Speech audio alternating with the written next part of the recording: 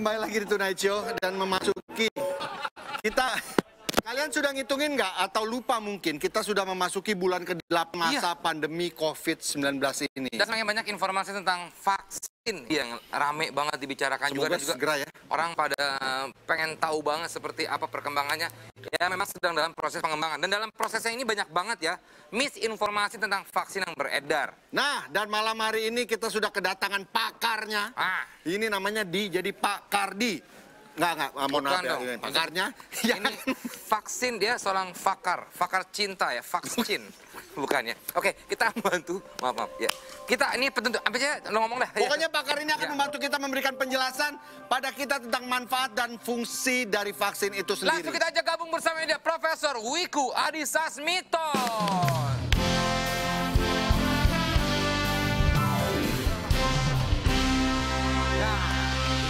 Ditunggu-tunggu nih. Selamat malam Profesor Wiku ya. Selamat malam. Ini sebagai informasi, Profesor Wiku ini adalah seorang ahli dalam bidang kebijakan kesehatan dan penanggulangan penyakit infeksi dan juga saat ini menjabat sebagai Ketua Tim Pakar Penanganan COVID-19 Indonesia. Sekaligus juru bicara Satgas Penanganan COVID-19 ya. Ya, Profesor kita ngobrolnya santai aja ya. Boleh. Walaupun profesor gitu ya, tapi kan kita boleh dong bercanda ya. Kita otaknya nggak nyampe soalnya, mohon maaf Prof. Iya betul. Yang pertama mungkin Profesor boleh tolong dijelaskan sebenarnya vaksin itu apa dan manfaatnya seperti apa nih biar nggak misinformasi.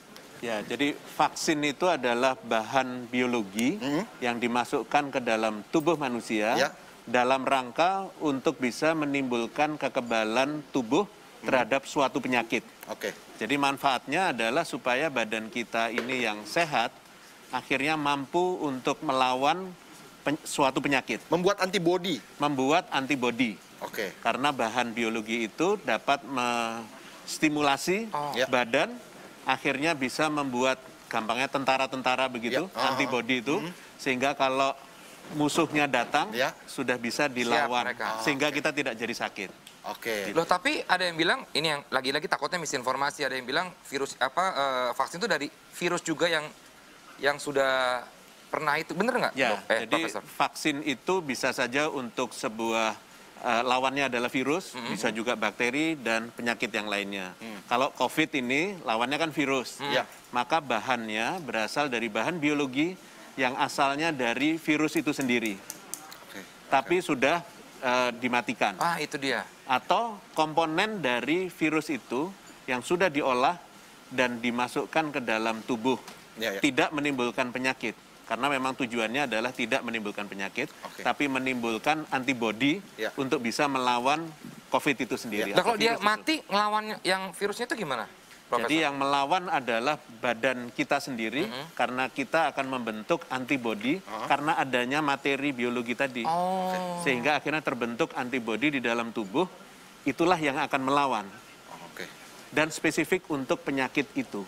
Jadi kalau kita divaksin untuk COVID, ya nanti ngelawannya untuk virus SARS-CoV-2 itu.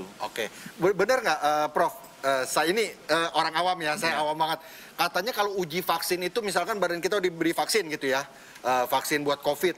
Untuk ngetesnya vaksin itu bekerja atau enggak, terus kita dikasih, sesudah divaksin dikasih virus COVID-nya gitu. Apakah? Enggak gitu ya? Enggak ya? Saya kira begitu. Enggak. Jadi vaksin itu memang bahan biologi yang sudah dikembangkan melalui proses tahapannya.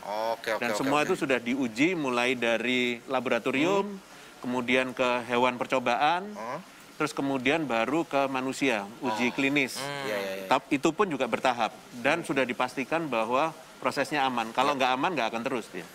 Maksudnya bukan, kata Vincent bukan berarti pas sudah dikasih vaksin, percobaannya nanti dikasih virus, kebal nggak lo gitu? Nggak gitu dong, Profesor ya? Enggak, jadi kita dikasih vaksin, kemudian kita timbul antibodi sehingga kita kebal, suatu saat kalau sampai kita mau tertular, itu langsung bisa dilawan, dan kita tidak jadi sakit. Prof, pertanyaan banyak orang, saya juga, bagaimana sih perkembangannya nih vaksin ini, kita sudah masuki bulan ke-8 nih. Ada kisi-kisi nggak sih sedengeran udah ada nih vaksin apa gitu buat COVID? Ya, sebenarnya intinya gini, sabar saja. Banyak sampai ratusan vaksin dikembangkan di dunia. Ratusan? Dan belum ada yang selesai seluruh ujinya dengan baik. Jadi kan tadi ada pengembangan di laboratorium, uji praklinis dengan hewan percobaan, kemudian ada uji klinis 1, fase 1, 2, dan 3. Belum ada yang selesai. Nanti kalau sudah selesai, aman dan efektif, baru kita melakukannya. Kalau untuk Berapa persen emergensi sendiri gimana, Profesor? Bagaimana? Untuk emergensi, kan ada keadaan darurat juga ya, untuk tenaga medis dan juga keamanan. Ya, sama. Sama juga. Siapapun manusia yang akan divaksin, kita harus pastikan bahwa vaksinnya itu adalah aman. Aman untuk manusia, maka dari itu melalui seluruh prosesnya, dan efektif, bisa menimbulkan kekebalan tubuh. Karena 2 prinsip utama itu yang harus terpenuhi. Emergency Use of Authorizations yang akan diberikan oleh Badan POM, itu dasar memberikannya adalah setelah seluruh prosesnya itu selesai dan hasilnya adalah baik, yaitu aman dan efektif. Kayak untuk jenis-jenis vaksin sendiri seperti apa, Profesor? Jadi vaksin itu ada berbagai cara untuk membuatnya. Bisa saja virus yang dilemahkan, atau bisa saja virus yang dimatikan, kemudian itu yang disuntikan, atau partikel atau materi yang ada dari virus itu yang dikembangkan. Yang memang tujuannya adalah memang bagian itu adalah yang menimbulkan sifat antigenik, sehingga kita langsung bisa menimbulkan antibodi. Jadi spesifik. Jadi sama obat tuh beda ya? Dok? Beda. Karena obat itu kan untuk orang sakit. Vaksin ini bukan untuk orang sakit. Untuk mencegah? Untuk orang sehat, sehingga mampu menimbulkan antibodi yang akhirnya dapat mencegah terjadinya infeksi. Begitu. Kita belum boleh tahu juga gitu, udah berapa persen gitu, 80% gitu. Ada bocoran-bocoran gitu. Uji klinisnya so far Lancar? lancar ya? Uji klinisnya kan ada fase 1, 2, 3. Jadi kalau tanya berapa persen, 1 dan 2-nya sudah selesai. Sekarang kan kita di uji klinis bagian 3. 3-nya sebentar lagi selesai. Nanti kalau udah selesai, baru nanti di hasilnya direview dan kalau bisa langsung dipakai. Berarti belum ketahuan juga kira-kira bulan apa kita bisa divaksin, itu belum ketahuan ya, Profesor ya? Bulannya sabar saja, tunggu saja hasilnya. Itu dia, yang Profesor. penting itu aman sama efektif. Ya, harus dipastikan itu dulu ya, Profesor ya? Bisa saja cepat, tapi kalau dua-duanya terpenuhi ya langsung bisa. Tapi yang penting kan pokoknya dua-duanya itu harus terpenuhi. optimis terus ya, Prof. Pasti. Karena Presiden juga berpesan harus benar-benar aman dulu ya untuk semua masyarakat ya, Profesor ya. Prof, ada ini juga nggak sih tips-tips buat kita gini, kayak kita nih syuting menggunakan face shield gini, walaupun ada yang bilang wah itu mah 99% percuma ada ini, tapi kan kita sebenarnya untuk apa ya, protection lah gitu. Ya, jadi bagian dari edukasi pada masyarakat, kenapa saya pakai masker? Karena ini adalah protokol kesehatan yang membuktikan bahwa memakai masker, menjaga jarak, dan mencuci tangan itu adalah proteksi yang paling utama 3M. Untuk tidak terjadinya penularan. Jadi makanya apalagi kalau pakai masker ditambah pakai face shield melindungi. Kenapa? Karena tempat menularnya adalah melalui mata, hidung, dan mulut. Kalau ini ditutup kan sudah hidung dan mulut sudah tertutup rapi. Mata bisa pakai kacamata atau pakai face shield. Tapi dengan jaga jarak otomatis dan sama-sama pakai masker misalnya, maka nggak akan sampai ke sini dan kita nggak akan sampai ke sana virusnya. Oke, dan malam ini juga Profesor Wiku juga akan menjawab pertanyaan seputar vaksin. Iya. Kok ngeri ya? Enggak, batuk. Keselak. Seputar vaksin dari Tonight Lovers ya, yang sudah masuk dengan hashtag Tanya Profesor Wiku. Tanya Profesor Wiku. Bisa serius nggak? Oke. Baiklah, pertanyaannya adalah nih dari Rinova ya. Dengan hashtag Tanya Profesor Wiku. Tanya Profesor Wiku. Gitu. Kalau nanti ada vaksin COVID-19, apakah masyarakat sudah tidak perlu memakai masker lagi? Wah, ini dia. Ini penting juga nih. Jadi protokol kesehatan pakai masker, jaga jarak, cuci tangan itu tetap protokol standar. Jadi nanti kalau sudah ada vaksin, semua divaksin, kan bertahap juga vaksinnya.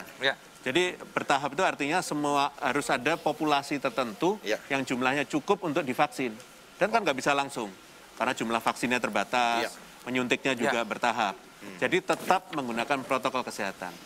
Sampai seluruhnya divaksin sesuai dengan targetnya. Nanti dilihat dulu hasilnya. Jangan cepat-cepat untuk tidak pakai masker dan seterusnya. Kalau untuk anak-anak sendiri gimana, Profesor? Karena kan memang belum ada uji klinis untuk anak-anak ya? Jadi begini, vaksin ini, yang mengembangkan vaksin ini ada banyak. Ya. Banyak. Jadi ada yang memang vaksin pengembangannya pada umur-umur tertentu.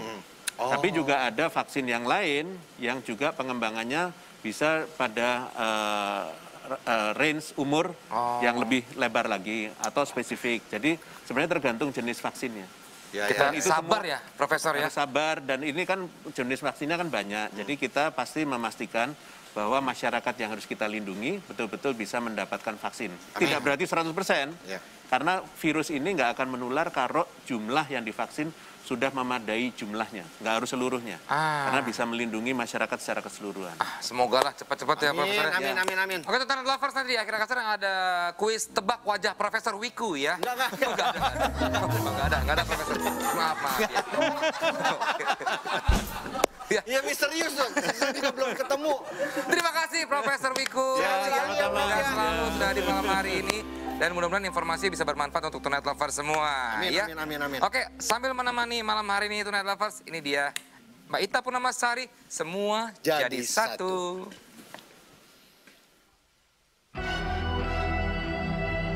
Yuk kita nyanyi sama-sama ya.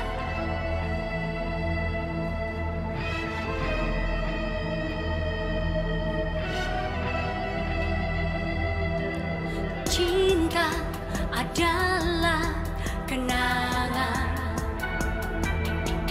rasanya tak mudah dilupakan. Cinta adalah kenangan, indahnya tak mudah dibayangkan.